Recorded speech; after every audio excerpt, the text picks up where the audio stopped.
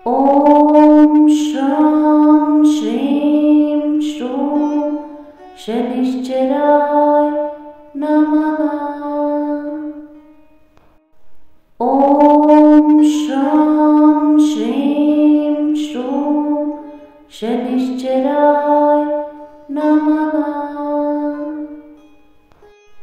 ॐ श्रां श्रीं श्रूं शनिश्चराय नमः। ॐ श्रां श्रीं श्रूं शनिश्चराय नमः। ॐ श्रां श्रीं श्रूं शनिश्चराय नमः। ॐ श्रां श्रीं श्रूं शनिश्चराय नमः। ॐ श्रां श्रीं श्रूं शनिश्चराय नमः। ॐ श्रां श्रीं श्रूं शनिश्चराय नमः।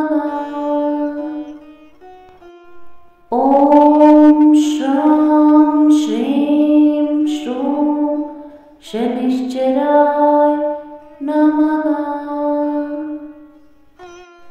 ॐ श्रां श्रीं श्रूं शनिश्चराय नमः।